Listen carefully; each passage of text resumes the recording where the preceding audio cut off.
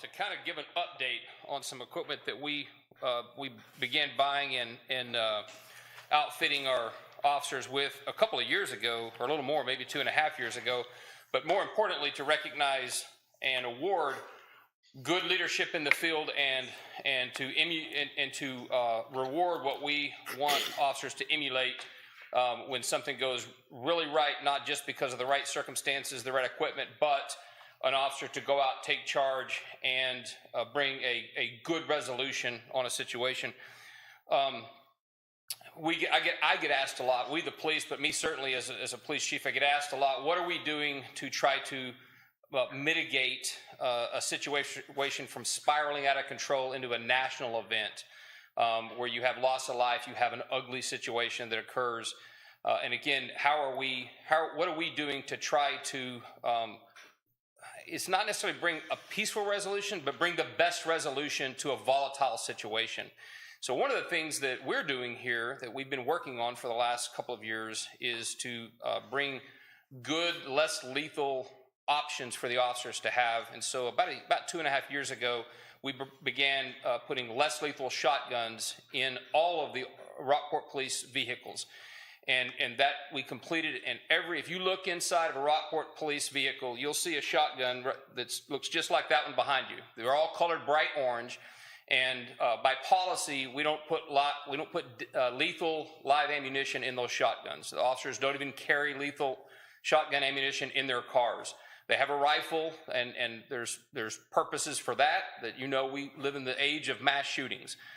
But we also live in the age of trying to find good solutions to prevent the loss of life. So every car has one of those shotguns, and I passed around the ammunition that is loaded into that. It's a beanbag round that we can use at a greater distance than a taser or other options. And so we used that here a couple of weeks ago on July 22nd. So if I can get Officer Dodd to come up here with me. Councilwoman Hale, this is one of the folks we poached from over yonder with y'all. Officer Dodd's been with us for a little while, and I'm going to read the citation to you, and I'm going to present to him what you guys have seen me give out only one other time, the Chief's Direct Commendation Award, and this is certainly warranted for it. On Saturday, July 22nd, 2023, Texas Parks and Wildlife Game Wardens and Aransas County Sheriff's deputies requested assistance from Rockport Police in the apprehension of a wanted subject who was armed with a knife and threatening to take his own life. The game wardens and deputies were aware that all RPD patrol officers are equipped and trained with shotguns loaded with less lethal beanbag ammunition, which provide greater distance capabilities than other less lethal options. RPD patrol officer Justin Dodd responded to the scene near the Port Bay Bridge in Aransas County. We left out of the city by request to go and assist other agencies. They did not have this capability. Upon his arrival, Officer Dodd immediately began to gather necessary information, assess the situation, and take command. Officer Dodd developed a plan and began to engage with the subject. During the interaction, Officer Dodd attempted to de-escalate the situation and convince the subject to drop his weapon and surrender. It was clear that the subject intended for officers to use deadly force against him or to commit suicide by cop. Now, I want to be real clear. Let me pause for a moment there. This is a deadly force situation. It's an offender, somebody who has a warrant for their arrest. They're armed with a knife, a pocket knife, but an edged weapon. This is a situation where an officer by themselves would not use this tool. They have to use their pistol. This is a deadly force situation. Fortunately, with other officers present and by our policy, we will only start down this road with less lethal options if there's deadly force coverage. And there was sheriff's deputies and game wardens on scene who could provide that lethal coverage in case this failed, in case he couldn't deploy it in time or whatever, so that we're protected, the public's protected, so there was lethal force coverage. And while a lot of things fell into place, this award is about Officer Dodd taking command and showing the leadership he did in the field to bring the resolution, his tactical bearing to ensure the safety of all. Officer Dodd maintained control of the situation and communicated effectively with the other law enforcement officers present as he coordinated their approach toward the subject. Soon the subject began focusing on a particular Aransas County Sheriff's deputy and started moving in that deputy's direction. Officer Dodd was able to quickly move up and fire one less lethal round at the subject from his shotgun from a range of about 24 feet, impacting the subject in his right hip. The subject immediately fell, and at that point, a deputy was able to advance forward and use a taser to fully subdue the subject.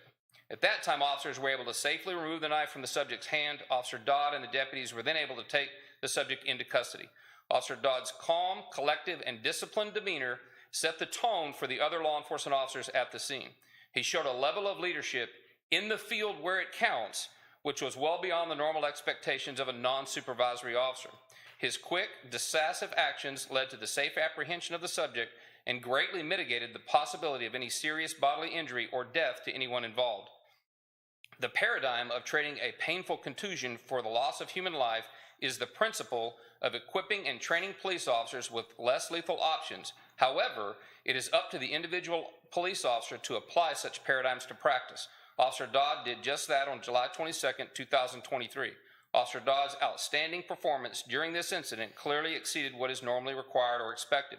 His actions brought great credit upon himself and the Rockport Police Department and are in keeping with the highest traditions of the law enforcement profession.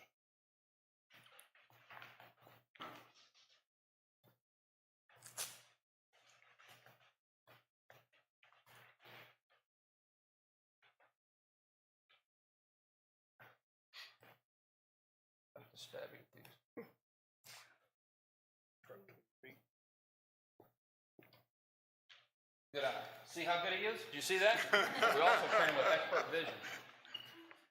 Good job, man. Thank you, Chief. Appreciate it. Come over here, let's see.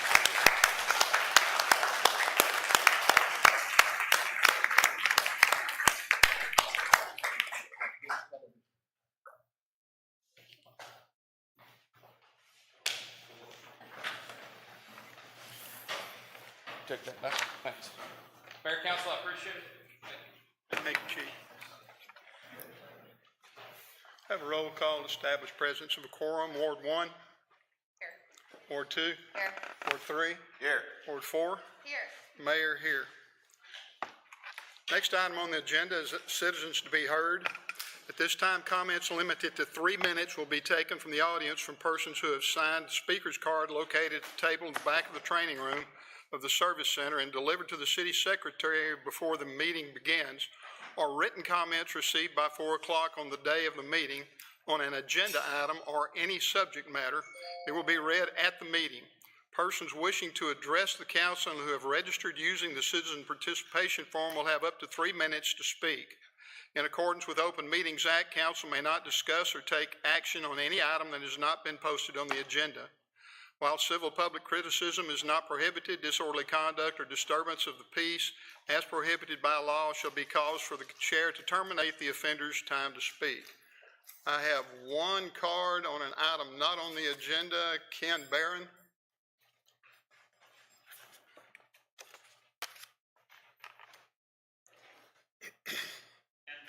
The 402 Cascades and the Country Club. I'm a director on the HOA there. I would like to request that the city consider utilizing any leftover funds from this year's budget to implement one or more of the 3 remaining projects that we're proposing to help eliminate the flooding issue in the Country Club. So if there are any additional funds available, please consider utilizing us for our benefit. The people of the Country Club would appreciate that.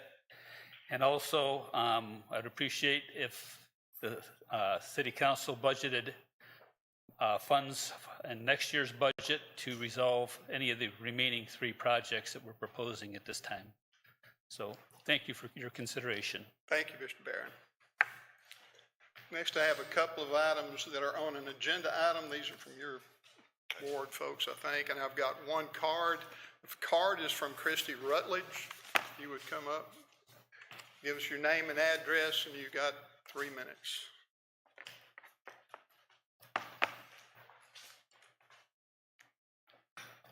I'd like to give a handout to City Council. Is that okay?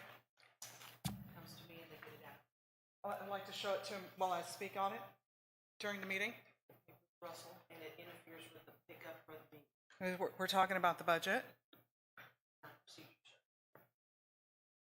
What do you got? Just a copy of the budget printed out from ClearGov. I'd like to show it in a We've got format. copies of the budget. but it's actuals that the council hasn't seen yet. So I'd like to. We have the official budget presented by the city manager for purposes of that. We don't need another copy of the budget, but thank you. Sir, I'd like to my city council rep. Is that okay? You can hand it to the city secretary. It can be delivered to whoever it needs to go to after the meeting. Okay.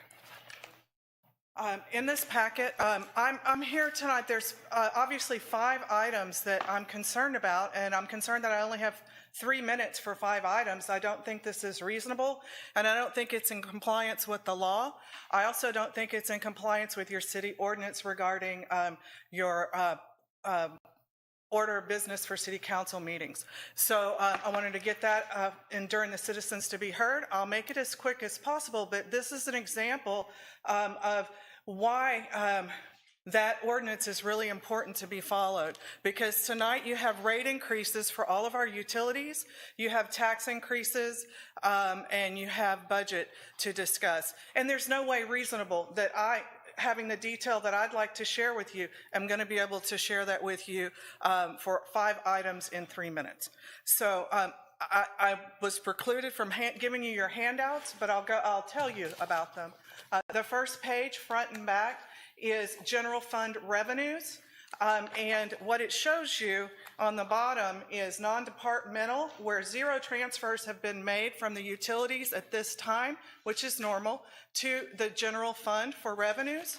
But you're already the city is already at 69% of revenues. So once those transfers are made, you will obviously be way over on your revenues. And then this is from ClearGov, which is the city's financial transparency site. I know that in the agenda packet tonight, it's fund summaries, but really the budget is proposed by detail. And you brought up an important one, which is the travel account. There are many areas in the budget that are the details. This builds what we are going to be taxed on, these details that have not been spent at all, or they've been underspent. This is updated on the ClearGov through June. So it's 75% of your budget year has already passed and been updated, the financials to ClearGov. So when you get this, I hope that you look at the details and take this opportunity where we're sort of in budget limbo. You don't know what your tax rate is, and you don't know what your budget is. Say no to those items, 18 and 19 tonight, and continue working on the details. Because if it hasn't been spent 50% or more, it should be reduced for next year. And we shouldn't be overspending and then just, or overtaxing and over budgeting and then just holding on to that money for reserves. Also, take a look at your capital improvement plan, your unspent bond money, those projects that were identified for that, have those been spent? Is that money being moved around? He just asked about something important for the Rockport Country Club. So make sure that previously allocated funds have been spent that way or allocated that way, and that we're not being double taxed. Thank you. Thank you, Ms. Rutledge. We have a couple more. Mr. Brundrett will read there from people in his ward. Andrew Kane, 2106 Lakeview Drive. Mayor Jarrow, in the 15 months since you have been elected after this budget session, do you realize the spending budget for the city will have gone up 25% plus if you approve this plan? That is shocking. Mayor and council reps, you all are stewards of the citizens' money. Times are hard for the citizens and you are supposed to represent them, especially fiscally. You do not represent staff, you represent us. Times are hard for everyone in general. Please control your budgets and learn to say no to increases. Don't accept the word of any staff about their needs. They bring wants to you in their budgets, not needs. Cut budgets or at least cap the increases without the increased expenses. This can be done, and it isn't irresponsible to demand a leaner operation. Go without some new requests, new hires, and new equipment. Sell off some city assets like excess land and get it on the tax rolls. Start making some fiscally conservative decisions and be the true advocates for the citizens you represent, not just a rubber stamp for what appears to be an overgrown and spend-happy local government. The utilities, which is a monolithic basic health need for the citizens, has been a path for padding non-utility wants and expenses. This robbing of the utility fund to fund other wants needs to stop. It should be illegal. The idea to charge citizens we serve with utilities at a 150% increase over non-residents is just manipulation and bullying. The comment made at a workshop that if they don't like it, you have an annexation paperwork for them is childish and not the statement of someone that represents the good citizens of Rockport. Council, please step up, make the tough decisions, the right decisions, and stop this tax and spend path y'all have been taking again. Y'all have been taking. Again, 25% increase in budgeted spending over the past 15 months after you rubber stamps are applied is not acceptable. Thank you for serving us, the citizens who will have to pay for this.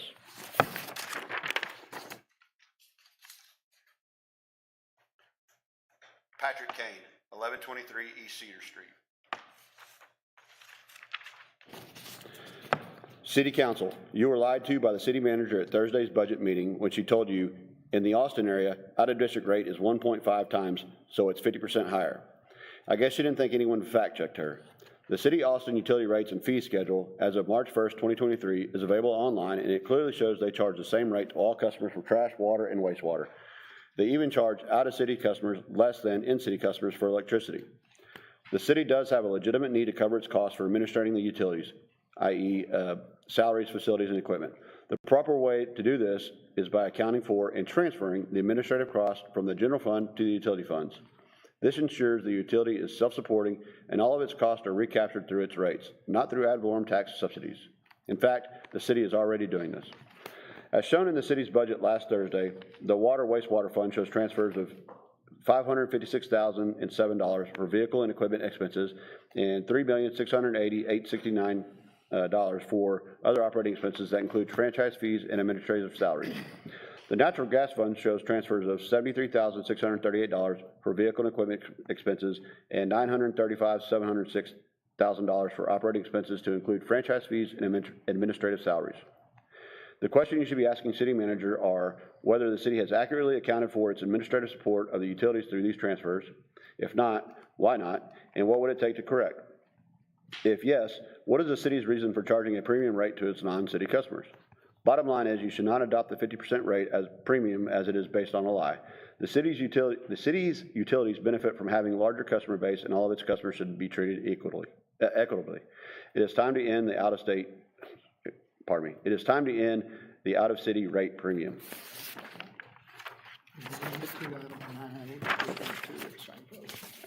Next item on the agenda is the consent agenda. All consent agenda items listed are considered to be routine by the City Council and will be enacted by one motion. There'll be no separate discussion of these items unless a council member so requests, in which event the item will be removed from the consent agenda and considered in its normal sequence on the agenda. Does anyone have any request to remove any item from the consent agenda? If not, do I have a motion? Move to approve the consent agenda as presented. I have a motion to approve. Do I have a second? I have a motion and a second. Any further discussion? If not, I'll call for a vote. Ward 1? Aye. Ward 2? Aye. Ward 3? Aye. Ward 4? Aye. Mayor, aye. It's unanimous. Next item on the agenda is a public hearing. We'll conduct a public hearing on a proposal to increase solid waste, water, wastewater, and natural gas rates for all customers, and it is 6:50, and we are in a public hearing. Are there those that wish to address this present? If so, after these two items are read, we can do that. Can we read these two first right quick? We'll get to you again, Christy. Kathy Kane, 109 Boardwalk Avenue. I oppose the 100% usury charge for non-residents. What analysis has been completed to justify charging non-residents a significantly higher rate? The cost to deliver services to outlying areas was paid by the developers or homeowners when they connected to the service for the lines and lift stations. What is the cost comparison to deliver to a home in the country club versus Heron's Roost and Fulton? The utility funds should capture all costs within their funds and evenly distribute it to the collective users. If these costs are rising due to new development, the developer should pay for the infrastructure to deliver to their developments, not the current customer base. It is clear the city has a spending problem. The solution isn't to de facto tax non-residents with an unsupported and unsubstantiated rate premium. My history teachers would consider this taxation without representation. The offhanded remark by the city manager about annexation at the budget meeting is insulting and should be addressed as inappropriate behavior by a city employee.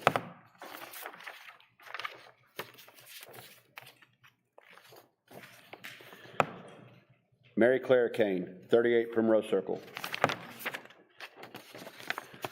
I am a Fulton resident with Rockport Provided Utilities. I knew something didn't seem right with my water bill. I live alone and have a postage size stamped yard, so I'm not using much water.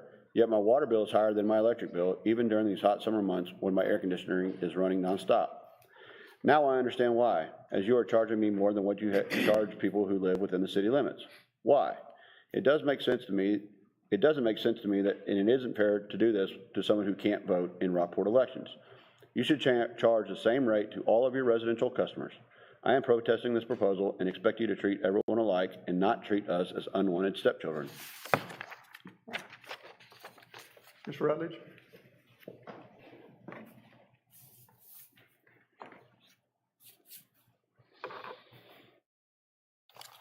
Regarding the utility rate increases, this is part of the strategic plan that was presented by an interim city manager in March of 2022, that there would be really large utility rate increases through 2029 in order to support the capital improvement plan.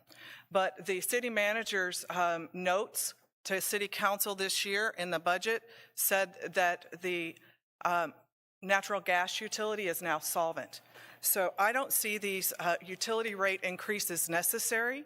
I understand that it does cost more to serve or to add new developments far or outside of the city limits, and that's where you have these development fees that you were discussing, and I think those are a great idea.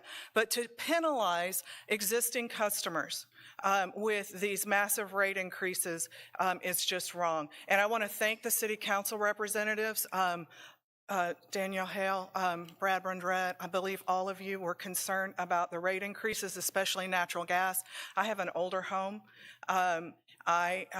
One person in this home, and I have gas, but my city of Rockport utility rate bill is routinely double my electric bill. And now, a $9.55 increase to the natural gas utility would make that a project that's not wanted by anyone, even those that are outside of the city. So it's going to further penalize the citizens that live in Rockport and already rely on that utility. So I say keep the natural gas fund, keep the rates affordable, add more customers, because you're making money at it now, and you are able to subsidize a little bit in your administrative fees. And that's a good thing, because all of you work on those utilities. But it's not a good thing to just take that cow and keep running with it, and just build reserves with it or have that money disappear. As I said, in your budget, you don't need an increase in utility rates, because your general fund budget is already 69% of the revenue collected without those transfers. They haven't taken place yet, and they've gotten larger and larger. So when the natural gas fund was proposed to be sold, I took a look back 10 years at the budget and looked at how many transfers were made and to administrative fees, and it's really gotten out of hand. It's not justifiable. As Patrick Kane said, general government accounting practices, you have to justify allocations across departments. If I work for multiple departments, like the city financial director, the city manager, their salary should be allocated a percentage-wise based on the total revenue from those cost centers. So just to randomly. Thank you, Ms. Rutledge. Anyone else wish to address the council on this item? If not, the public hearing is at an end. We're back to a regular session. It is 6:55. Item number 10 on the agenda is deliberate and act on second and final reading of an ordinance amending Article 4 of the City of Rockport zoning ordinance number 1027 by changing the zoning of land from R1 First Single Family Dwelling District for property located at 607 Sunset Drive, also known as .3078 acres, J. Smith Survey, City of Rockport, Aransas County, Texas, to R2, Second Single Family Dwelling District, repealing all ordinances in conflict therewith, providing for severability, and providing for an effective date. Anything new from the last time? Any questions from the council regarding this matter? If not, do I have a motion? I'll make a motion to approve the agenda item as presented. Have a motion, do I have a second? I'll second. I have a motion and a second. Any further question or discussion? If not, we'll call for a vote. Ward 1, Aye. Ward 2, Aye. Ward 3. Aye. Ward 4. Aye. Mayor, aye. Passes unanimously. Item number 11, deliberate and act on first reading of an ordinance amending the City of Rockport Code of Ordinances 102, Utilities, Article 2, Water Service, Division 3, Service Charges by amending water rates for all customers, providing for the validity of said ordinance, repealing all prior ordinances in conflict herewith, providing for an effective date. Yes, sir.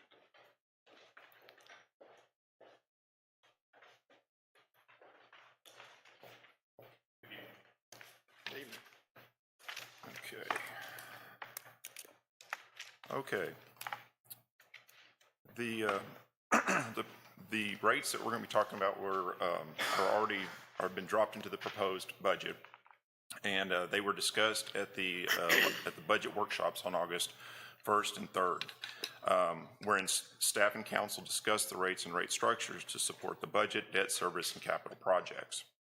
The rates were adjusted for differences of in-city and out-of-city rates, and if approved, the rates would become effective September 15th and will be reflected in the November 1st billing.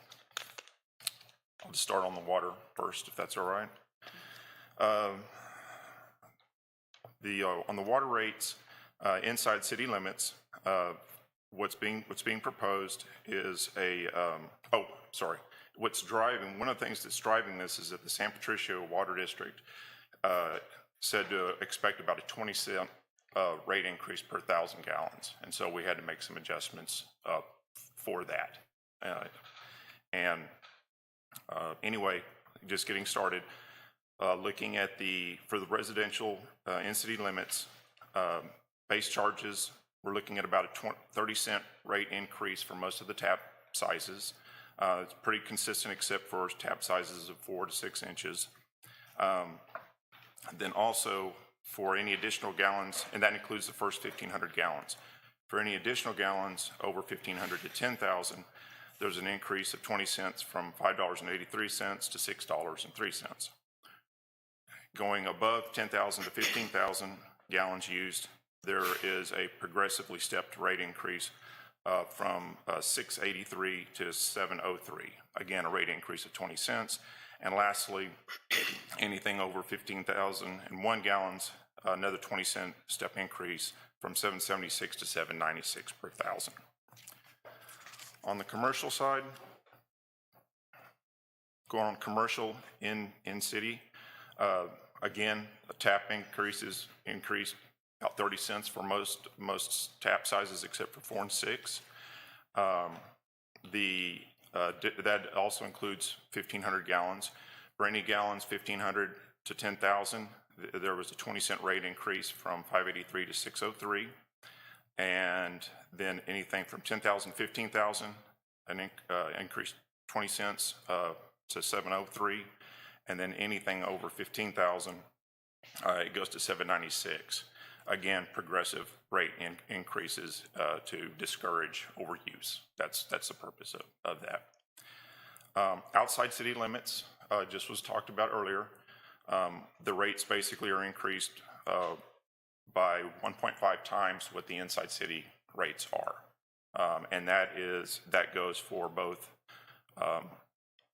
residential as well as commercial. So pretty much across the board, 1.5 times what those tap fees were inside is what they're going to be charged outside, as we talked about. Any questions? Any of that? No? Okay. Let's see. Before we move on, I have a couple of things Sure. to add. We right now are charging 1.36 outside the city limits, so proposing raise to 1.5. There's already a differentiation between inside and outside city. I'd like to also address the area rates. So first of all, I said the Austin area, not Austin proper. We have a stack of Austins that are 1.5, 1.75, one of them's 400%. So I'll not go through those to spare y'all, but I did not lie to you as a council. I don't do that. I said the Austin area, not Austin proper. But if we want to talk about our neighbors, I only did one tap size to compare apples to apples. I didn't do the entire billing structure of every neighboring city. Portland is at 1.25. Beeville is at 1.76. George West is at 1.5, and Corpus is at 1.5. So going to 1.5 certainly wouldn't be any out of line cost. And, we also are not charging that to the additional gallons. On the additional gallons, we're only adding the 20 cents. It's only to the base rate that 1.5 is applicable. Are there any questions that you guys have on that? Those comparable cities, they're the base rate for us to them. How is that compared? Our base rates are different. Are we higher or lower? Let's see. We're higher than Corpus, we're lower than Beeville. Let's see, just real quickly.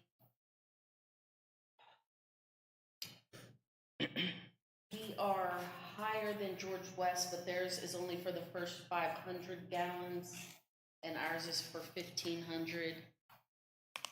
Did I say Beeville? We're lower. And Portland,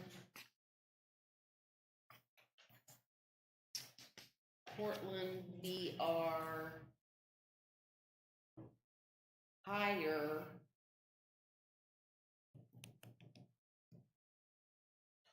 But their deposit is higher. We're higher than Portland. So just to confirm, the 150% increase is just on the initial usage.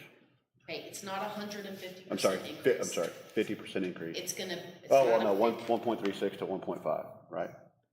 Right, it's gonna be 14. 12%. Oh. And it only applies to the base rate. Y'all correct me if I'm wrong, please. The additional use rates, we only added our pass-through of 20 cents. Nope.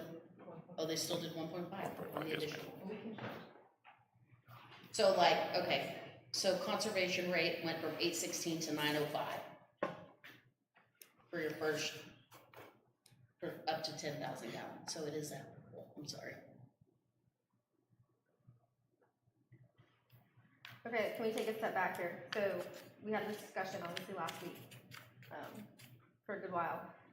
Can we just kind of go over a little bit, now that we have gotten some comments from the residents, what was the reasoning for the increase on the rate? The stated reason, I believe, was that they don't pay city taxes to contribute to the other funds. Okay. And we still have to support the capital, even though it's outside of the city and we don't collect any tax. That would. So to kind of go further, my question is, what was to go into the capital, so let's explain a little bit more, to go in the capital, even with if we did the rate increase for just for the city. Say the original proposal was to do a rate increase just for city. That's correct.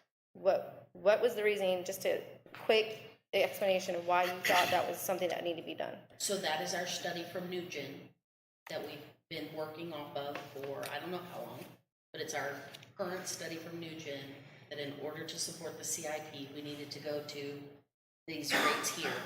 And then we added the 20 cents that Sandpat is going to add to us on top of that. So we increased enough to support our CIP, to keep our infrastructure up to date, and then we added the pass-through cost that's gonna come through from Sandpat.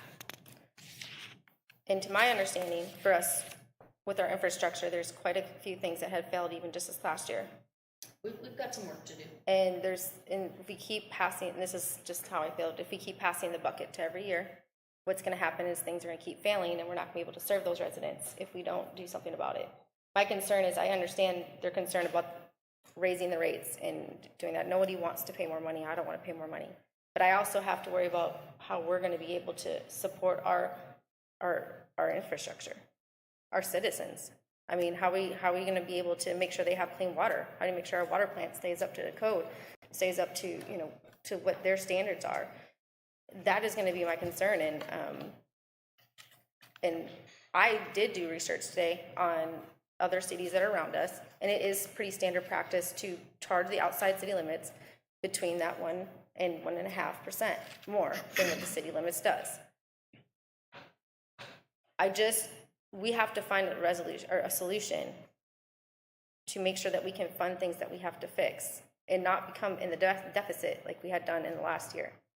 And I don't see another way that we'll be able to go around this. I just honestly don't. And if you guys have ideas, great, please give them out, because I just don't see it right now. And that's just my comment on it. I think that, you know, when we reviewed what the needs were for the system and across all of the utilities, we've got to be able to put some money aside to address the capital program.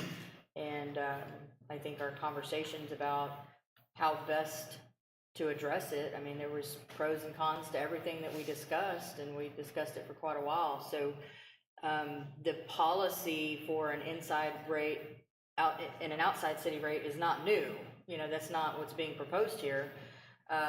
It's to continue that and look at how we can fund things. So, you know, I helped propose the 1.5. We didn't have really the number necessarily, but the idea being that it's easier to articulate and clear for the outside city user what is going to happen with their rate, so they can project that.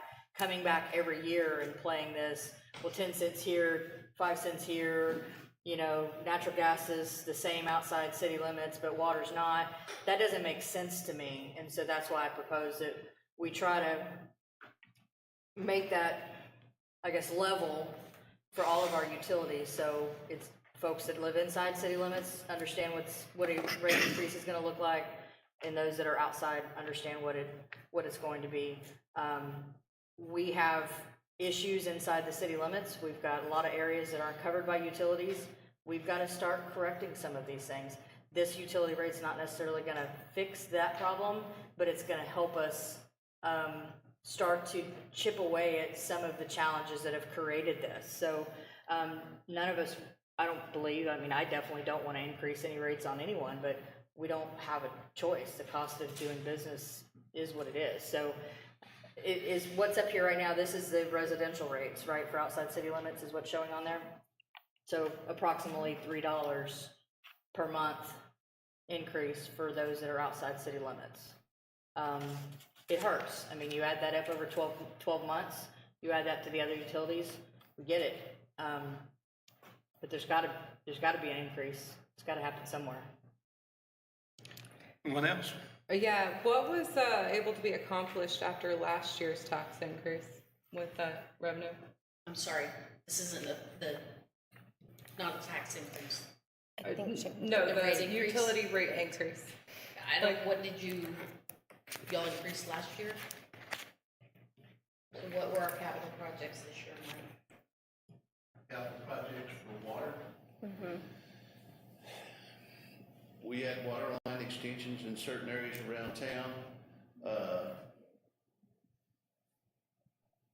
We had a couple of large valve replacements. I don't have the list in front of me, but I mean, we have ongoing regular projects working on the system, on the infrastructure. Just related to the current drainage projects that are going on in Old Rockport. Last week, we had to go out and dig up valves and shut the water off to do move some lines for that project, and we uncovered some valves that weren't working properly. They had to be replaced, and we found several other items that needed to be worked on. And so that's an ongoing process. That's a daily process within the utilities department, is maintaining the system. Wasn't there, just to correct me, I'm not sure, wasn't there a couple upgrades because we had a couple of broken pieces in the water? Was that anything to do with the utility fund, or was that something separate? I'm sorry, I couldn't understand. The broken down equipment that you guys had at the water plant? That's at the wastewater. That's a wastewater, okay, thank you, I'm just trying to think, sorry, Yes, just think you through. know, we have, you know, that each time somebody hits a water line and everything else, we use our money to replace those lines.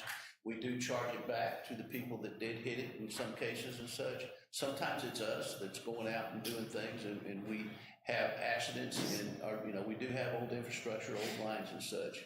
Let me jump in here. I think I understand what you're asking. We do spend regular maintenance money, but the money in the increases is for capital projects.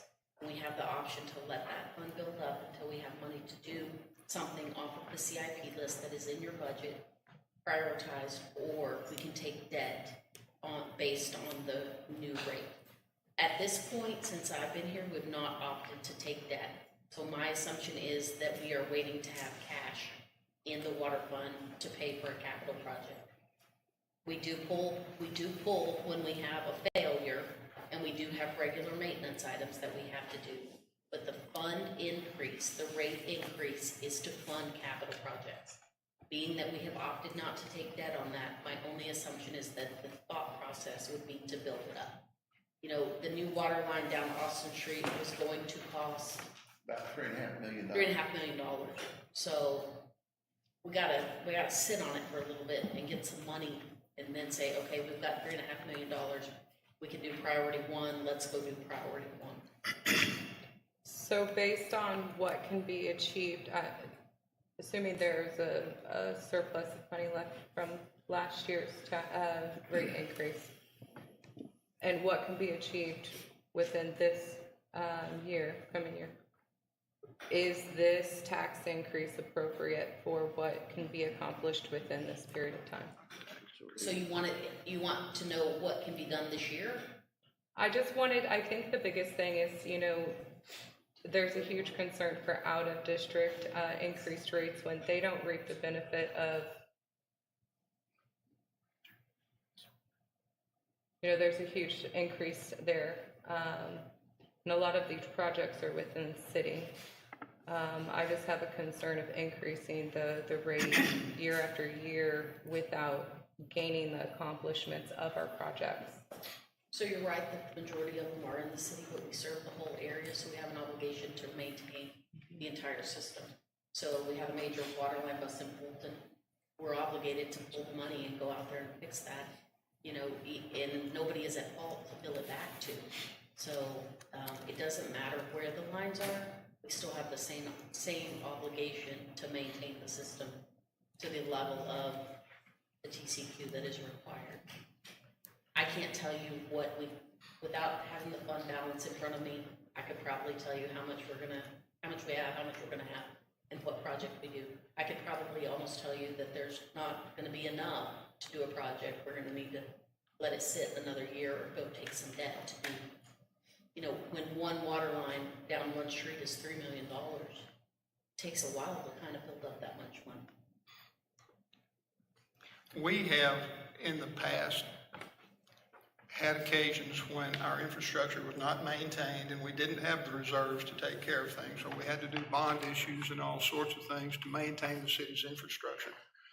And we owe it to the people who live here to do the very best we can to make sure that the fees they're paying, the taxes they're paying, or whatever, are legitimate and necessary, and that they are reasonably paid.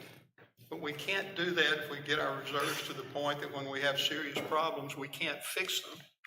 And we can't worry with the idea that the infrastructure itself is either maintained or improved at the benefit of the people that live inside the city, because everyone who uses the service gets a benefit from the maintenance of that system.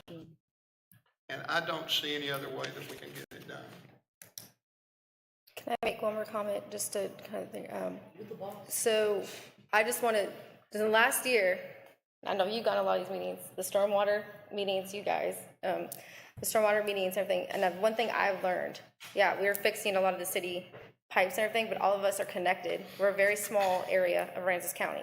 It's not just the city, it's Fulton, it's the county. We're all connected, so if one thing breaks here, it can affect a whole slew of people down there at the other side of the town. So when you're thinking of it as, well, we're just helping the city population, in reality, it's helping a lot more than you actually think in the long run, is what I would want to say, just, I've learned that with the drainage and how we're trying to fix that in our community. So I just wanted to make that comment on there. Well, we certainly have an obligation to serve everybody that's hooked into our system to the exact same level. You know, just because you live in the city doesn't mean you get better water than you get outside the city. It all has to be maintained the exact same, regardless of where you live. If you're on our system, you get the best that we can give you. Other questions, comments? Well, Mayor, just, there were a few citizens who attended our budget workshops and we were, 12, 13, 14 hours this last week. This utility rate that's being proposed is not what the original staff recommendation was. I mean, we've whittled this down already.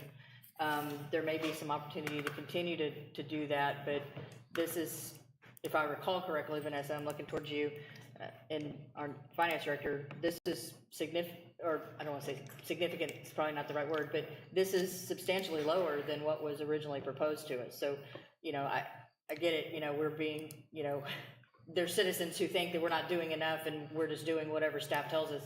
I don't think that's true at all based on the conversations that happened at the budget workshop, and the rate that we're proposing now is not where we were a week ago. You guys did not want to meet the new gen rate. You asked us to curl it back from there. One more thing, Mayor. Robbie, if you could restate the math. So it's currently out of district, out of city limits, 1.36? That Or was 1.38, I'm sorry. 1.36. 1.36. And we're going to 1.5. Going to 1.5. And the numbers we're seeing on the screen here, those do reflect that 1.5% increase, or It does. the new rate at 1.5%. Yes. Okay. Any other questions? Do I have a motion? I make a motion to approve agenda item number 11 as read. Have a motion, do I have a second? I'll second. Have a motion and a second. Any further discussion or question? Not, we'll call for a vote. I'm sorry, Ward Mayor, one last comment. Go ahead. Clarify our next process from here. This is first reading, so next reading is in 2 weeks? Okay, so we still have the opportunity to receive additional public comment and still consider any changes. Thank you. Thank you. Ward 1, Nay. Ward 2, Aye. Ward 3, Aye.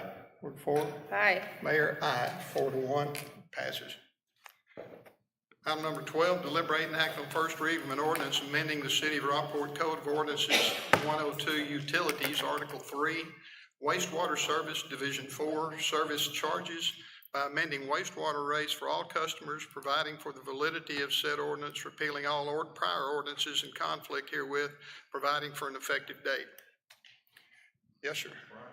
Starting on wastewater then, wastewater inside city limits residential, small increase, very small increase from $23.06 to $23.35. That also includes the first 1,500 gallons of water. Same percentage increase for the 1 inch or larger price or rate, excuse me. Additional gallons over 1,500, from 1,500 to 5,000. That is a 6-cent increase, again, much smaller than what we saw in water. And additional gallons over 5,000, it's 7 cents. Again, progressively stepped to encourage conservation.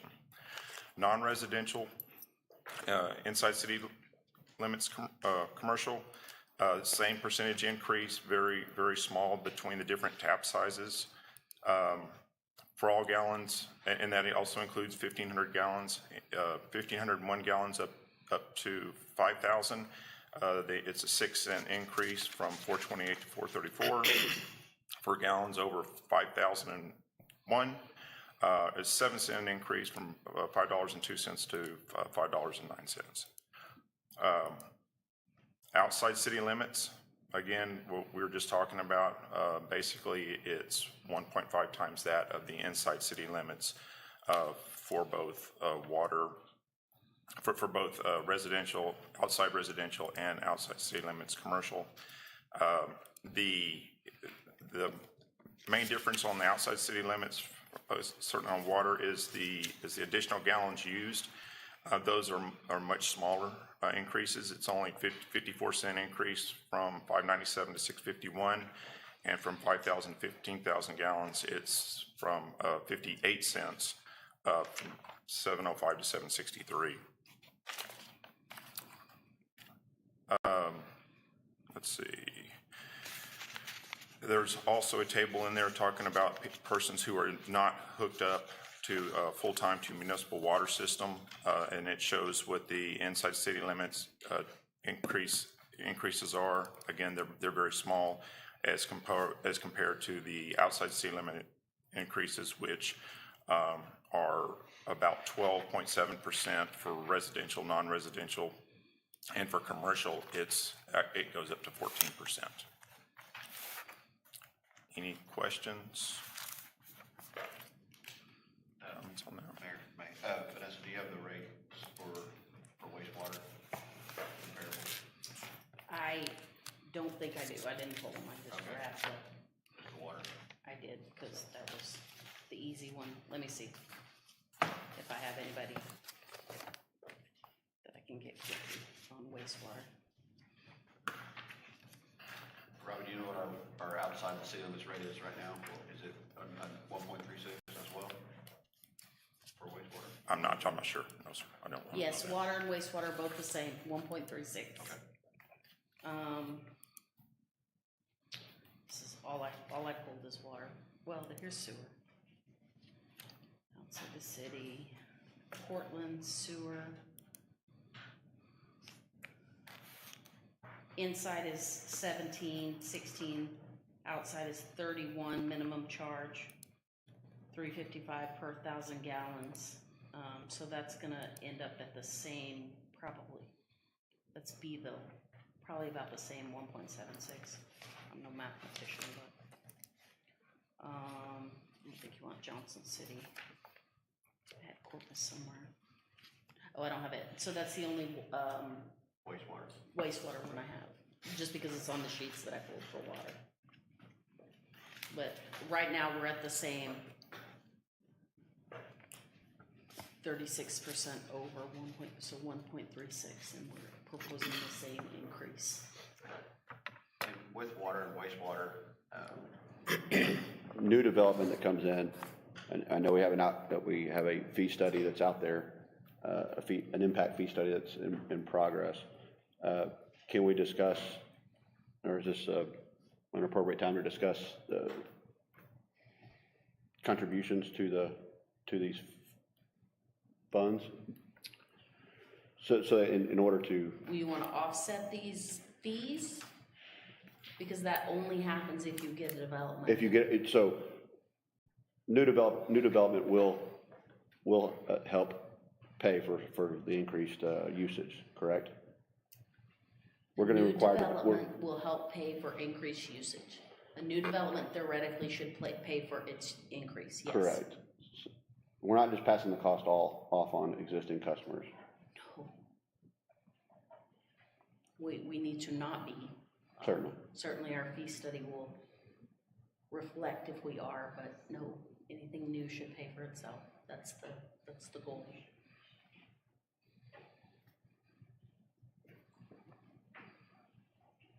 Other questions? Just to kind of get back there, but with we're not collecting impact fees right now. We are collecting impact fees. But we can't use them. We can't use them at our, which is from when? When was the last time we implemented?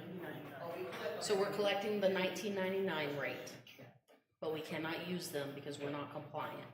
Until we're compliant, we cannot use them. So That's correct. So, and that's going to take about a 9-month to a 12-month about. study for us to complete that, to even collect on those. And until we can start, or using those, I should say, sorry, let me back up. So the next year we have to figure out a way, because we can't, know what's going to be coming in and what's going to be paying. That's right. So So- when we do that study, it will give us the CIP and tell us where to spend those funds. But yes, But we still have a year out before we can do that. that's correct. Okay. That's correct. So we're kind of still in the same boat as the water. until we can get that situation fixed, is what I'm hearing. Okay. Do you think this is a stop the bleed? Or is this a Band-Aid fix until we get that impact fee updated? No, I think this is the trend of the cost of serving and maintaining the system. The impact fee study, yeah, it's gonna help, but there's still, this is what basically we need to operate today, to keep the system functional today. An impact fee study is gonna come through with more capital improvement things that we need to do. And if this offsets that, fantastic. But we already have a CIP list that's not super new, but that we're working towards. And so we're just gonna get more CIP when we get our study done.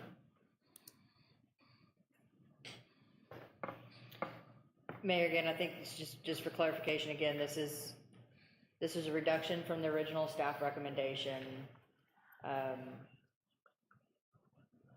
It's reflective of an attempt to keep the rate increases consistent between inside and outside. It's not a new policy for outside city limits, but it is a rate adjustment for that.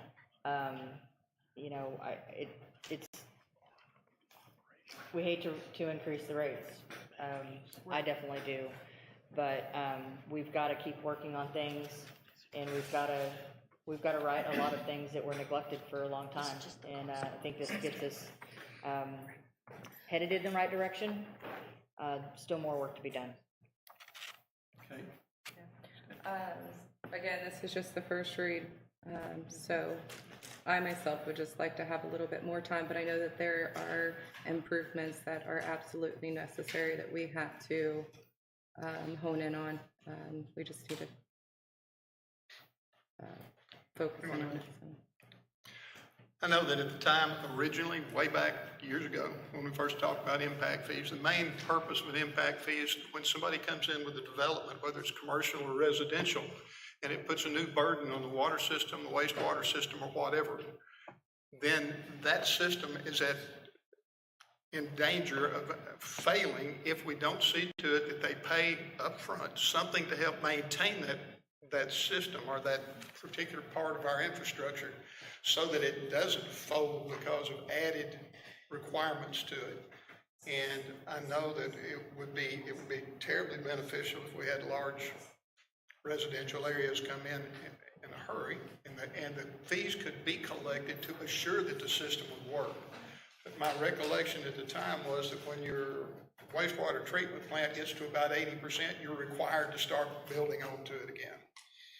And you have to be prepared for that, and we can't wait hoping that we get several large-scale residential construction companies coming in to build new projects out there, and we can catch up then, because we can't wait.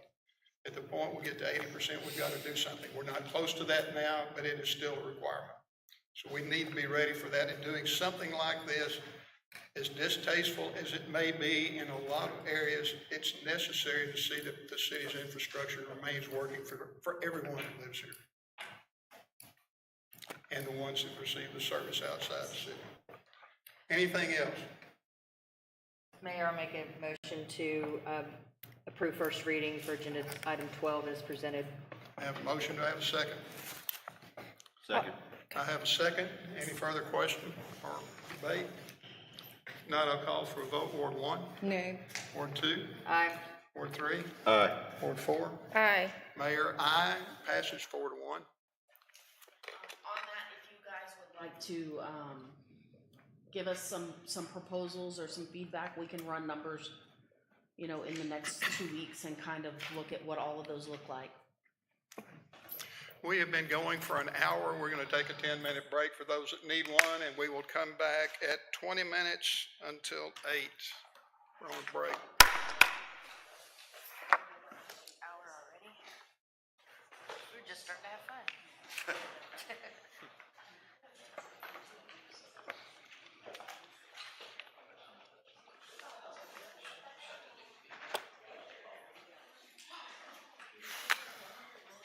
lighting in this room. This lighting in this room It is. wreaks havoc on me. I read a thing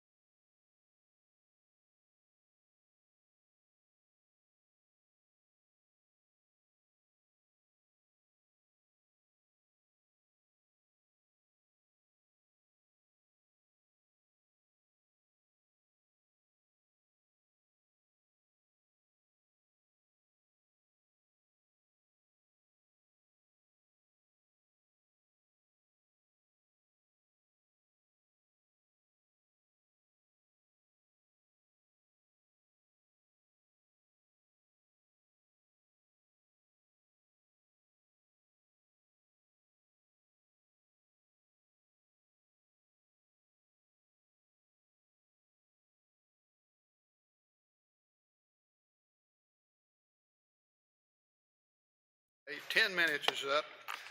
We're back in session. Item number 13, deliberate and act on first reading of an ordinance amending the City of Rockport Code of Ordinances, Chapter 102, Utilities, Article 5, Natural Gas Service, Division 3, Service Charges, by amending natural gas rates for all customers, providing for the validity of said ordinance, repealing all prior ordinances in conflict herewith, and providing for an effective date. Yes, sir, Mr. Sorrell. Okay, thank you. Okay, getting started, natural gas rates inside city limits. There was a proposed modest increase of about $1 for the base charge, and the usage and gas, there's no, they don't give you any free usage. The usage rate on that is going from, is increase of about 12.5% from $3.34 to 3.76 per cubic foot. Natural gas rates proposed to town of Fulton, base charge increased $11 from $30.08 to $41.08, and usage charge again 12.5% increase from $3.34 to $3.76. Last is gas rates for the unincorporated areas of Aransas County. That would be $11 increase for the demand charge, and then I believe that's also a 12.5% increase for usage from 334 to 376. Any questions on those, please? So just to note here that there typically was no difference in. There typically was, historically has not been a difference in city and out on gas rates, and you guys said put $1 on in and 11 on out. So that would be that, basically that same increase. So just to note that you don't have a difference now. Questions? Mayor, my esteemed council compadres let me throw out this number at workshop, and that was just a shot from the hip. So I would be the in city limits rate, the dollar increase, I think covers some of the things we need to cover, but the out of the town of Fulton and the Aransas County, I'd like to relook at that. I just kind of threw at a dartboard there of that number. I do think that's quite a substantial increase. That's all I needed to say about that. And that's my fault why that number's on there, because I threw it out there. But I agree, it's your fault, Brad. thank you. Just kidding. No, so, well, I think for this first year that it may be a little excessive, but I'm remembering the graphs, right? So we were trying to kind of normalize by percentage across the board, and if I remember correctly, this was the one that would have the biggest gap to make up, since there wasn't historically an out of county or out of city rate.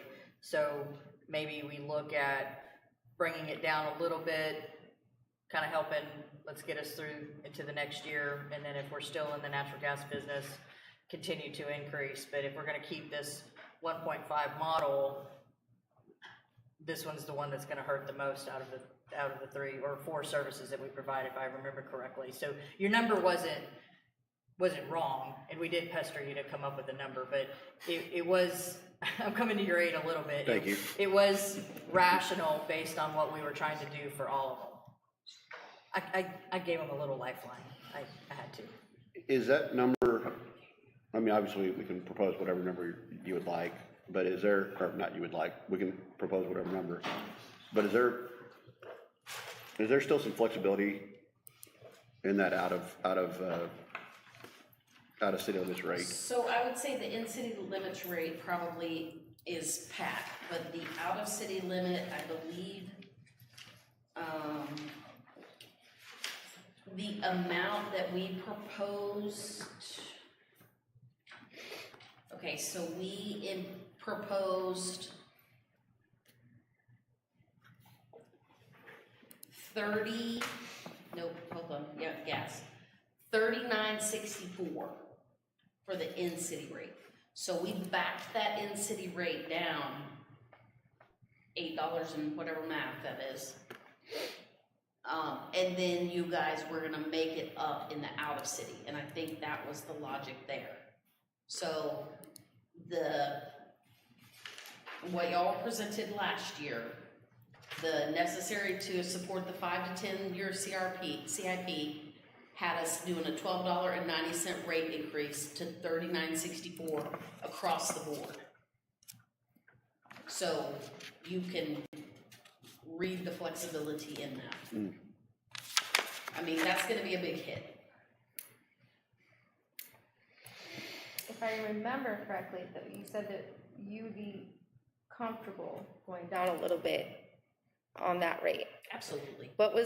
Did you happen to get a number that would be comfortable for you to go down to? I think we could take that 1.5 and split it over 3 years, so a third of the increase, basically.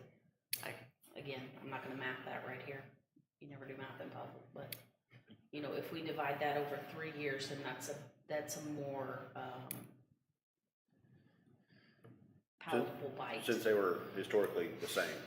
Right, so you're jacking them all the way up to the 1.5 this year, you know, whereby on the other one, you're giving them a little bit of an increment right here, you're giving them the whole bite. So I think if we split it into thirds, do the increment, take a third of the increment. What I'm looking or hoping for is that, you know, we kind of discussed this with the workshop, was the rate that if we are in the opportunity to sell the gas company, we want the rate to be not artificially low, but something that is. And that's why we went with the 3108, because that gives us the room to negotiate a rate potentially in a sale. Not that it would be, but But I don't want that rate at the out of city limits to be so high, or be at a rate that potential purchaser comes in and says, oh, they're comfortable paying this, then boom. You threw out the number. I know, I did. That's my fault. You know, if we did 3408.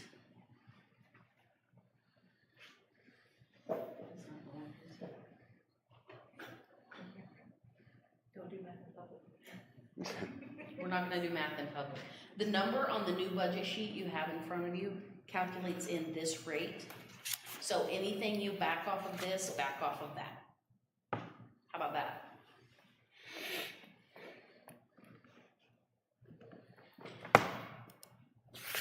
So if we did the out-of-city rate over 3 years, would we need to increase the proposed in-city rate this year to meet our requirements?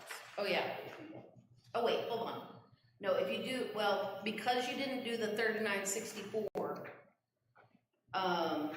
your next rate increase was not scheduled for until 2829. But since we didn't do the whole 3964, you're gonna have to make that up. Theoretically. I mean, this isn't the 10 Commandments carved in stone. You theoretically need to make this up, and the traction you've lost by not going the full rate before 2829. So.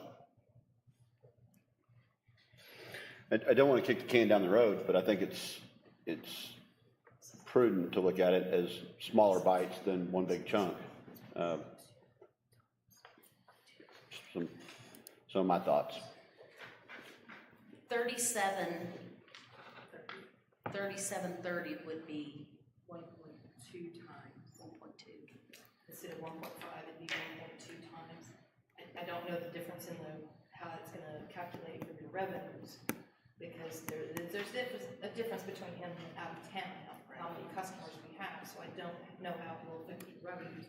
But if you take the 3108 and do it 1.2 times, because if you wanna break it out to Eventually be 1.5. eventually be 1.5, the 1.2 would be 37.30 cents. That's still a big jump. One more time, I'm sorry, 37. So 37 and 30 cents. instead of 4108. Now, if you want to do 3964, you can do it across the board. I'm just throwing that out there. We're just, I know. we're talking about outside, Say that again? we're talking about the outside numbers right now. That's correct. This 3964 though would be the same for in and out if you adopted this number. There wouldn't be a differentiation between the two. There wouldn't need to be. I'm not suggesting you do, believe me, that's an incredibly high number. I'm trying to map. Don't do it. So this is not even the 1.5 times. The 3108 at 1.5 times is 46.62. So even the $41 is not at the 1.5 times. But it's still a substantial increase. Why don't you let us back it down to 3508, and let's look at what that does to the revenue, what that does to the capital, For the utility, for that fund, natural gas fund. yeah, let us back it down to the 35, and we'll give it a look there. For the outside. 45, for the outside of city, so basically $4 over what the city is paying. Then keep the Keep the in-city at 3108, and put the out-of-city at 3508. Mayor, can I make a motion on that? If there are no other questions related to what we're trying to do, you certainly can. Anyone else have anything you would like to say before we take some action here? All right, Mayor, I move to approve the in-city rate at the 3108 and the out-of-city rate for Fulton and Aransas County to 3508. Do I have a second? Andrew seconded. I'm sorry, I couldn't hear. I second. Thank you. All right, I have a motion and a second. Any further questions? Statements? Just clarification again, it's first reading. Yes. Okay. If not, I'll call for a vote. Ward 1, Aye. Ward 2, Aye. Ward 3, Aye. Ward 4. Aye. Mayor, aye.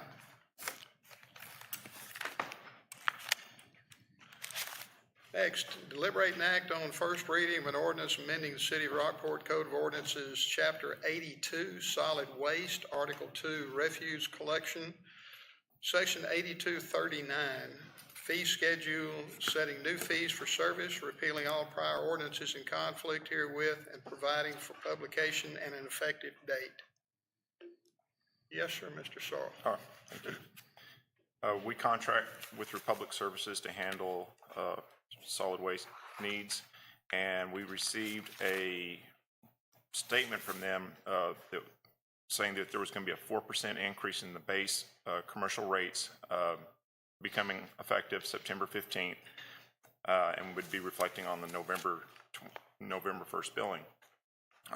We operate that essentially as a pass-through, but they send us a bill, and we basically bill the customer, and so we would want to mimic that as much as possible, and they did not recommend any increase for residential customers, but with the 4%, we are asking that the commercial 96-gallon cart rate be increased 4% from $38.15 to $39.68.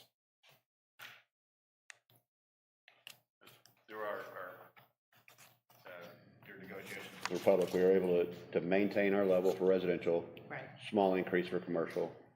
That was the offer for signing a 4-year contract, that they would keep the CPI this year alone for the customer, for the residential the same, but they needed to do the pass-through on the commercial.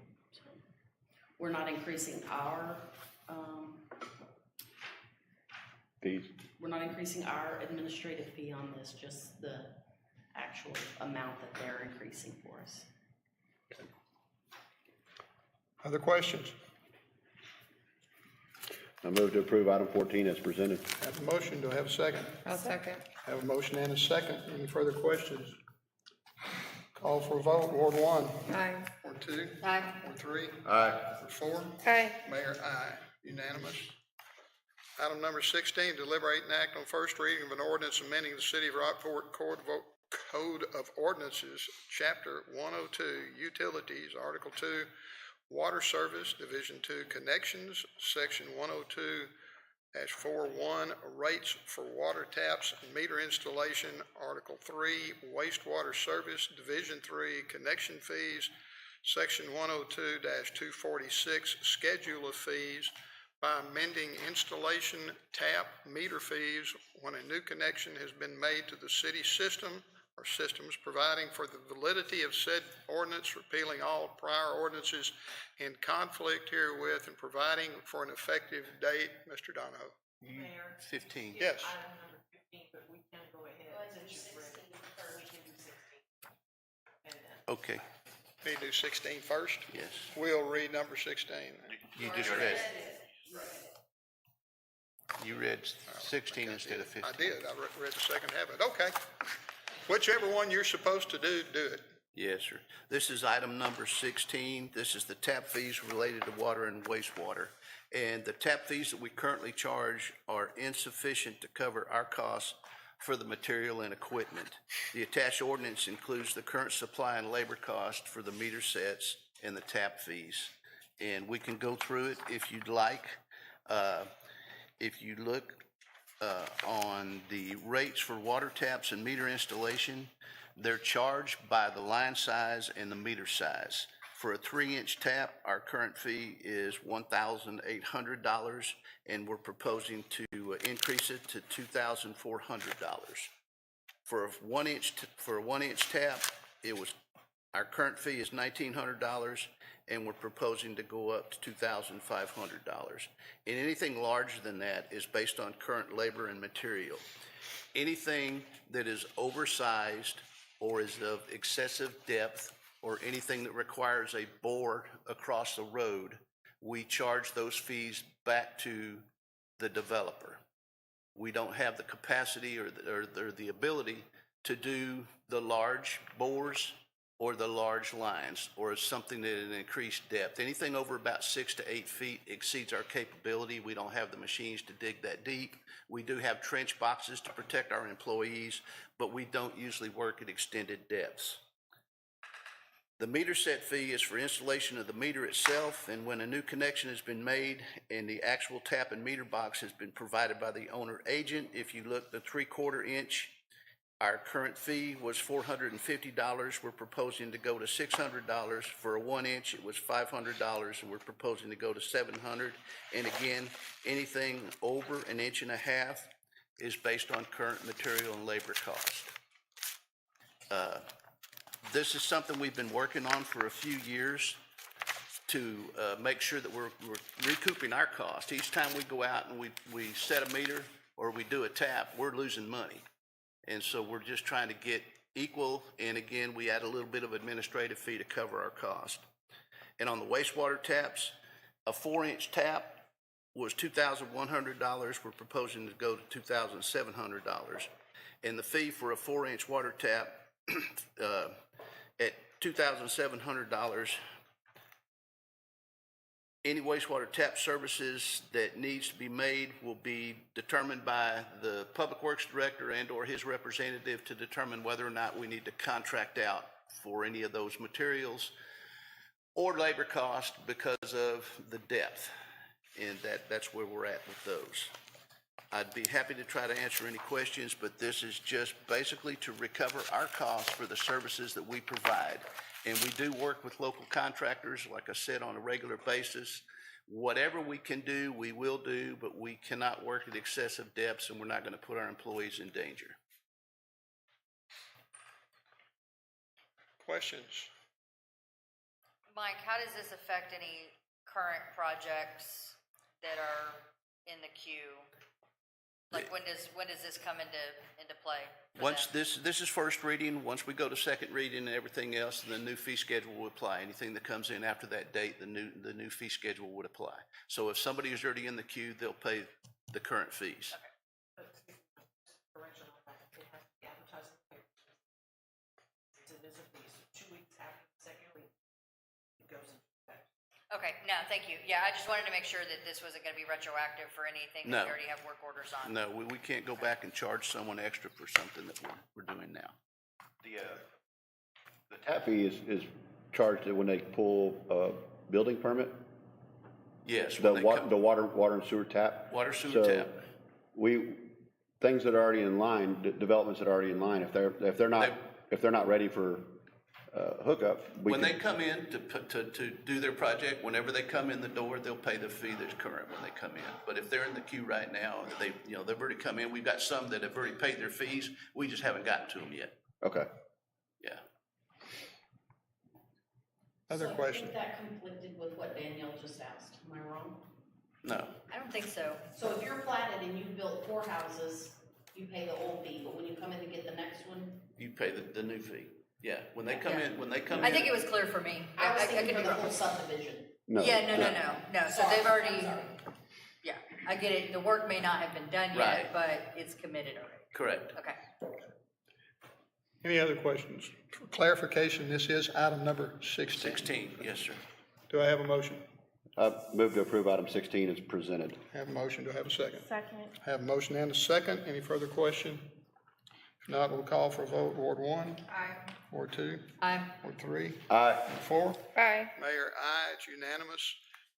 Item number 15, deliberate and act on first reading of an ordinance amending the City of Rockport Code of Ordinances, Chapter 102, Utilities, Article 5, Natural Gas Service, Division 2, Connections, Section 102-517, Rates for Natural Gas Tap Meter Installation by adding additional meter sizes and amending installation tap meter fees when a new connection has been made to the city system, providing for the validity of said ordinance, repealing all prior ordinances in conflict therewith, and providing for an effective date.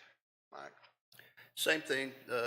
This is the tap fees related to natural gas, and our current fees are insufficient to cover the cost of material and equipment. The increase will, of course, support the cost of materials and labor. If you look down, if you look at the meter size, I'm just going to, basically say, we've got 4 meter sizes. You can call them small, medium, large, and extra large, if you will, depending on the needs of the customer. Most residential meters are the R275. Our current cost is $1,250. We're proposing to go up to $1,600. A medium-sized meter was $1,350. We're looking to go up to $1,900. What I would call a larger meter is $3,300, and that is not a change. And the R1000 is what I call the extra large meter. That's $3,800. And non-standard meter taps or installations of additional mainline length or road bores, meter relocation, or whatever will be charged back to the customer at current rates.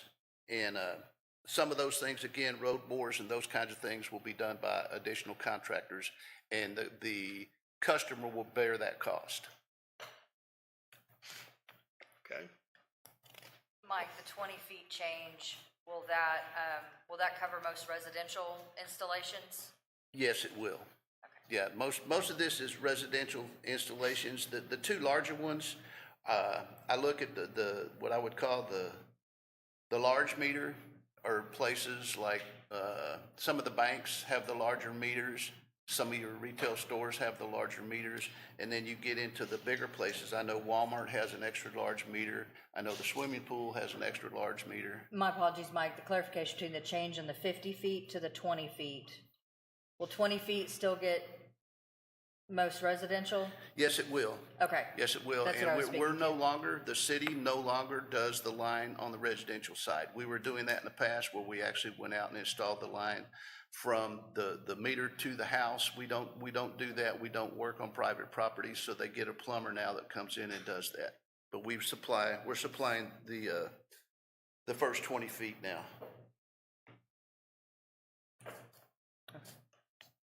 Other questions? Do I have a motion? I'll move to approve item 15 as presented. Second. I have a motion and a second. Any further question? If not, we'll call for a vote. Ward 1? Aye. Ward 2? Aye. Ward 3? Aye. Ward 4? Aye. Mayor, aye. Item number 17. Over here, be sure that's where I am. Deliberate and act on approval of change order number 6 related to the new City Hall project. Kimberly? Yes, sir. Thank you, Mayor and Council. And just in case there's any questions I can't answer for you, Teal is online on Zoom and can assist us. This consists of 3 items. The first being the changes in electrical and data boxes. So they may have placed them in a certain spot and we asked them on the diagrams, don't put them there, we want them here. So there was a total of $34,000 and some change for those requested changes. There was also, we moved some doors, removed a door downstairs and added 2 doors upstairs. And so that was a total change of $2,600. And then the savings for us was the exterior handrails. So the changes were to utilize on the whole downstairs area, all the handrails outside would now be similar to what we're using at the police department. The upstairs will stay the way they were anticipated, and I'm not going to get into powder coating aluminum and things of that nature that are outside of my wheel well. However, Mike and the others know a little bit more understanding of those terminologies. The total savings, the total between the 3 items is an additional $10,196.34. This is still within our requested revenue funds. We still have a delta of just over $100,000. So it is within budget. It does not take us over budget. Great.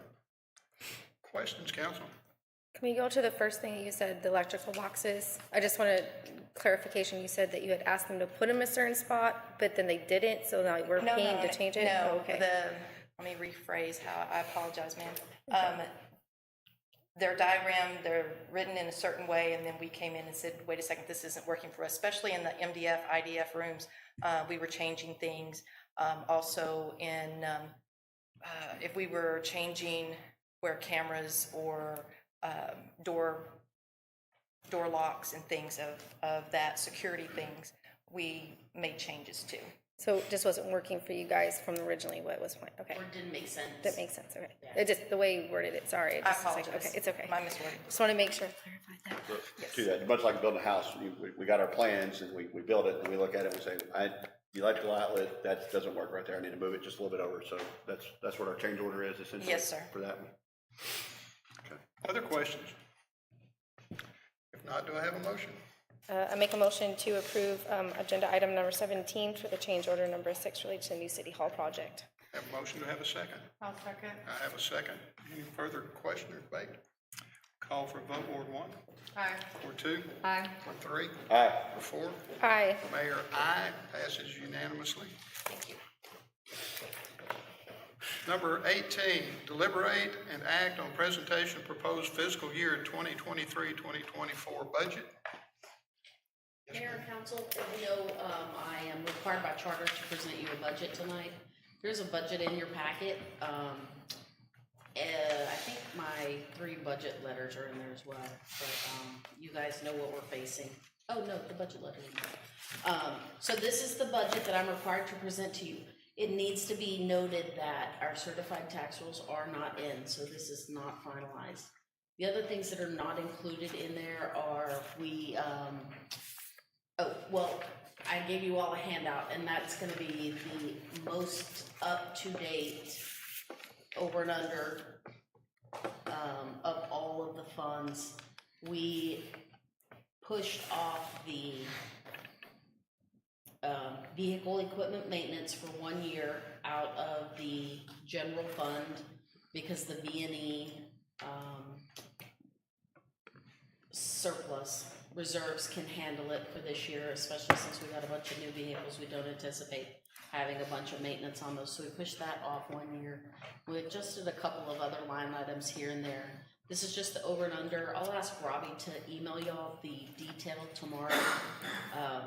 Additionally, what is not in here is we discussed one-time payments for employees. The department heads have been asked to find that in their budget, so it should be neutral. but it just needs to be noted that it's not in here. I think that's everything. Other than the change you made tonight, yes, good point. We have to put the new fees in, yes, sir. We eliminated all transfers from utility fund, general fund, across the board. We needed to do that to get it where we are there. On B&E, only? Utilities and general fund. Okay. Any transfers from those to B&E were, Okay. they had to be eliminated in order for us to. I'm sorry, I left out that amount. So at this point, we would have to take $58,990 from reserve as opposed to the $800,000 we started with. So we're gonna continue to hustle. This won't be your final budget. We get certified rolls in and it'll look a little bit different. Hopefully not much. Hopefully they did some pretty good, accurate predictions, but we'll keep everybody posted and we'll keep everything posted as we have new documents for you guys in the coming weeks. Just if you get an email, do not reply all, please. Vanessa, talk us through the process so folks have clarity on what our next steps are and the timeline for us to continue to review and provide input on the budget. So our budget has to be, do you have the calendar? Adopted by, I think, the second meeting in September. So we will have to, tonight, you have to set a public hearing for the proposed tax rate. You are not setting the tax rate. You are taking a vote to set a public hearing. So that will be at the next council meeting, Teresa? With the vote on the, Tax rate? no, public hearing on the tax rate is on the September. The vote on the tax rate is not until the Second meeting in September? Yes. Okay, so you'll have the public hearing, the first meeting in September, and then we'll vote on the tax rate and the budget in the second meeting. I don't think there's any more active scheduled items. Like I said, we'll email back and forth. We'll keep you updated as we get things. I don't anticipate us making any more changes though until public hearing September 5th, yeah. I don't anticipate us making a bunch more changes until we get the certified rolls in. It wouldn't be a very good use of our time. I mean, we're still trying to whittle numbers and play with some things here and there, but major changes, we gotta get those rolled in, so. And that was August 24th, you're August expecting 24th those? is when they anticipate having it to us, and then we'll have the public hearing on September 5th. That's a special meeting. Special meeting, yes, good point. Did you have any more? Do we have any wiggle room in there still, should we need to adjust with special meetings, the timing wise between the 5th and Yes. second meeting in September? Should we have to call another special meeting for any other As changes? long as nothing has to be advertised in the paper, depending on what the purpose of your special meeting is. Yes, there's wiggle room. And I'm not much, yeah. I'm not trying to kick the can, but after we have the appraisal rolls, I think we'll have a more clear direction. If there's something that you need to discuss or want to be brought up, you have another meeting in August, so get all your questions out. Let's throw them on the table and see what we can do. And let's use this few weeks that we're waiting as our wiggle room. You know, you put on the table what you want to talk about or what we need to consider, and then we'll. I don't want to overstep my boundaries, but Robbie and I, when we talked to Anna at the appraisal district, once we publish that proposed tax rate, Right. and you change your mind, the time clock starts over. You have to with start public over. hearings and everything, and there is not enough time to start that clock over because of legal requirements about 7 days before and 5 days before and all this rigmarole that you Right. have to do before a budget is adopted. Robbie and I looked at that very carefully because of these delay in certified tax rolls, but yet we're being held our feet to the fire Right. by law. So I'm just gonna be having it posted in the paper about the proposed tax rate. That goes When? in Saturday's paper. This Saturday? That's Saturday's paper. How can? Never mind. So how do we change it then, if we get taxable, the certified tax rolls back? And But do we have time to do that? What do we do? Well, I mean, you can still make changes within the budget, you just can't raise more revenue than without reposting it under the tax roll, under the tax. So we can still adjust the tax rate. No, not the tax rate, you can But what adjust if- the budget. What if it raises new revenue when we get in the certified rolls? Then you're gonna have to. Just start over. Start over, yeah. Did y'all hear that? No, because. Okay, so we can, even after it's posted, we can make adjustments in the budget, but we can't raise more revenue than our posted tax rate. If her certified rolls cause us to raise more revenue, we have to start over. So I know in the workshop, we had talked about, trying to shift it into, a lower tax rate, and it was suggested to go start high, so we had that wiggle room, but this now it changes that, correct? Not an option. We have to have the hearing on the rate that we want to propose. We thought it was a not to exceed. It is a not to exceed, but it's on the one we intend to adopt. So you can go lower than that one, I guess. You just can't go above it. So if we, wow, okay, so if we move to approve, or take a vote today for the proposed property tax rate for 23-24, our certified, no. It's not what we're doing. All we're doing is So you're- accepting a proposed budget, and we will have a workshop on the 5th where we There is no action to be taken on the budget. You're receiving it. Thank you very much. accepting the proposal. And then the next one, you're setting the public hearing. Okay. But we can change it up to that date, like on the 5th after the public hearing. Because we'll have our certified roads by then. Yeah, but, I'll have to look at the statute on the notice requirement. This is unprecedented. My confusion is if we get our certified tax rolls and we generate more revenue than anticipated, We can go down, Yeah. but we can't go up. we can go down, we just can't go more. That's correct. Okay. Yeah. I think I feel better about that then. You feel better about that. I'm worried about it tanking and us not having enough. But that's okay. We have different You gotta concerns. stay positive. Did you guys go back and there was 3 things that we had asked to go look at and had the departments, the overtime, the travel, and the contracted services, was that gone back and looked at and seen? We have not made any adjustments there. Okay, Not at the time. Yeah. We will. It'll be in there, I promise.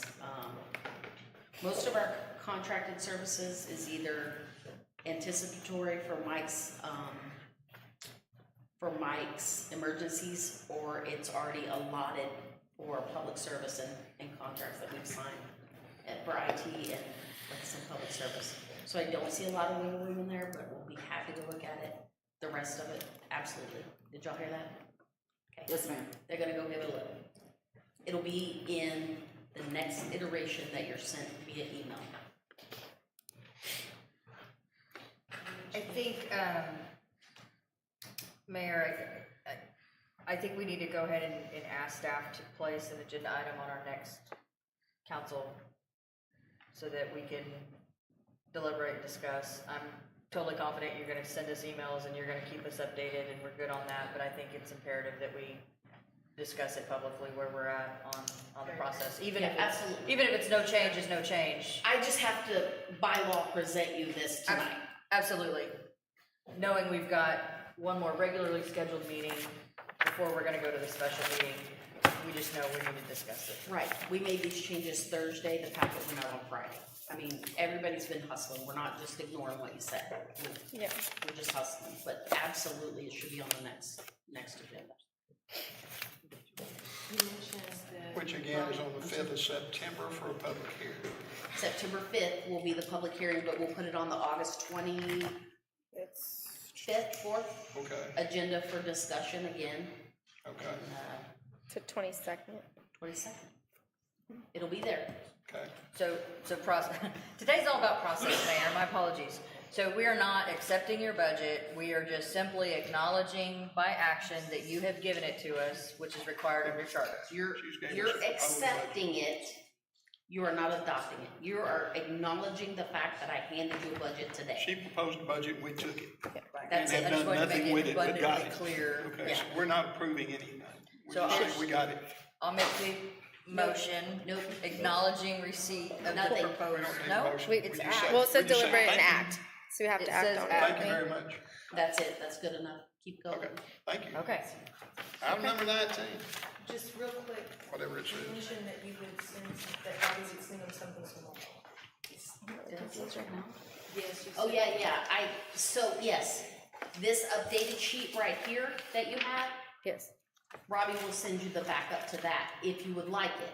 Or would you like to wait until there's the rest of the changes that you've asked As soon as for? you can give me information, the better. That's what I'm thinking, we'll keep you in the loop, so he will send you the backup to this tomorrow. I just Okay. didn't feel the need to print it all out again. Yeah. But we'll send it to you. But we've still gotta do the rate change that was presented tonight for gas. Yep. And then whatever other. So, right, so there'll be a lot of things that are affected, the rate change that you just made for gas, we have to put that in for revenues. We have to revisit those, we have to do the one-time payments to the employees yet. We have to figure out the law. I mean, what are we gonna do, we don't know, we've never been in this situation. So we still have a lot up in the air, but, it will come into clearer focus the closer we get. And, I won't leave you in the dark or without information. If I do, send me an email. I'll get you whatever you want. And this is happening all across Texas, correct? We're not. Yes, A few, yeah, I've heard of a few other cities. or that, yeah. All right. Item number 19, you ready to get there? Deliberate and act to take a record vote to schedule a day for required public hearing on proposed 2023 ad valorem property tax rate for fiscal year 2023-2024 budget. I'm gonna read this one so I don't mess it up. During the August 3rd budget workshop, the city council determined an appropriate ad valorem tax rate necessary to fund maintenance and operations and debt service in fiscal year 23-24 budget. The proposed rate is 0.360078 per 100 evaluation. This is a decrease in the tax rate from 2022 of 0.018071 per 100 evaluation. The Texas Tax Code Chapter 2605 requires a governing body to hold a public hearing before voting on a tax increase. The public hearing date must be set by record vote. So if you'll remember our big chart, we talked about doing the voter approved rate with the unused increment. The rates I just read were based on that option. You can see on the chart at the bottom, the impact on the residential taxpayer, and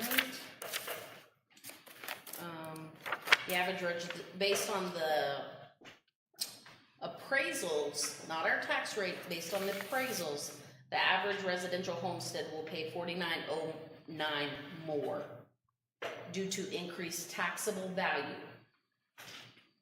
I'll say again, our tax rate is going down. Your taxes go up because your value went up.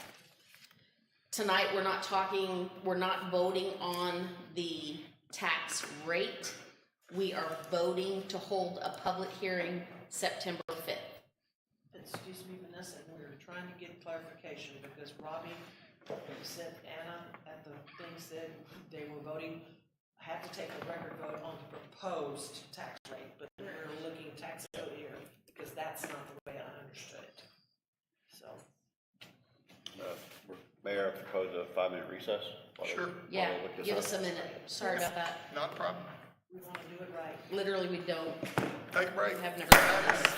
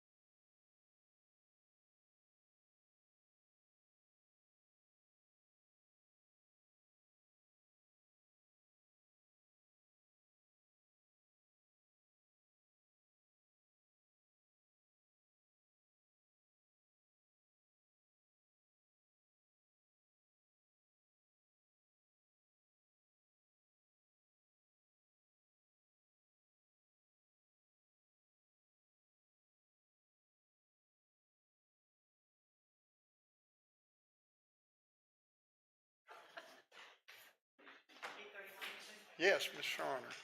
All right, I'm gonna have, Mr. Rodriguez explain what he found. I think the confusion was whether we needed to adopt the rate that Commissioner Honor indicated, and it's just the statute just says submission to the governing body, which is the submission has been provided. You don't need a record vote on that. You do need to vote on it, which is last item. Okay, that tax rate proposed needs to be in the motion that we make to deal with the setting a date and time for the public hearing. Does that need to be in there? That's a safety mechanism. That's just right, that is a safety mechanism, just to let the public know what y'all are having on. That's our not to exceed rate, and go lower than that. Okay. And again, this is the not to exceed best guess, because we don't have the certified tax. Okay. So, if I hear correctly, The action that needs to be taken is, set the time and date for the public meeting with a rate of, what is proposed? Proposed. Yeah, whatever Vanessa said. Yeah. Point something. 0.360078, it's the unused increment. Like you read. It's the motor rate with the unused increment, and the INS buy down, is that what we're calling it? That will do it. But I don't need to, not say not to exceed or anything like that. Just know that the fact that we can't go higher than this, but we can go lower. Is that correct still? Correct. I didn't say that, okay. Mayor, I move to set the public hearing on September 5th, 2023 at 6:30 PM for the proposed tax rate of 0.0360078. 0.360078. I have a motion. Do I have a second? Second. I have a motion second. Any question? Call for a vote. Ward 1. Aye. Ward 2. Aye. Ward 3. Aye. Ward 4. Aye. Mayor, aye. It's unanimous. Report from city manager. Okay, I have a couple of things. Don't forget that our water disinfection is coming up in September. You will probably get a million calls that it smells like bleach. It's safe, it's okay, we're just cleaning it. Our newest attraction, Airbnb camper on 35, is going through the paperwork process to be removed. We are anticipating getting Texas DMV approval by 8/14, so removed, but not quickly, so the memes can continue. We don't want to spoil fun. they are fun. I need you all to put on your calendar and see if you can make a joint stormwater meeting on September 21st at 6 o'clock here. That is gonna be a meeting between, hopefully, the Fulton City Council, Rockport City Council, county commissioners, and the navigation district. September 21st, 6 o'clock here. And the goal of that is to find our commonalities on stormwater and hopefully work towards a united ordinance for all entities in anticipation of our peninsulas, plural, wide stormwater plan. Okay, any questions there? STR, some of you have promised me comments. I need them. I would like to publish that next Friday. So if you can give me your comments this Friday, I'll put it out on the website next Friday. And you can take your constituents' comments. I'm sure we'll get some comments in the office. Get them to me as you get them so we can start sorting and compiling and seeing how right or wrong we got it. And then after that, you probably won't see that again until after the budget's done, just for pure time management. But, so those are the things I have. Any questions? The way I'm submitting those comments on the STR, is that Sufficient to you, the constituents' comments? You're welcome to submit them to me. That indicates that you agree with them. Okay. So, okay. That's fine. Anybody email me directly. Okay. Just put it in the file. Okay. All right. Anything else? No. Reports from council. Ward 1. Since last meeting, I did get to meet the board with the Rockport Cultural Arts District at the Railroad Depot, and I really enjoyed that meeting. They have so many great things coming for this area, so it definitely opened my eyes to a lot of things in the works there. Looking forward to the merchant meeting this coming week, and then just been working with several of the constituents within the area. So we have a busy weekend coming up. Nothing really else to report. Thank you.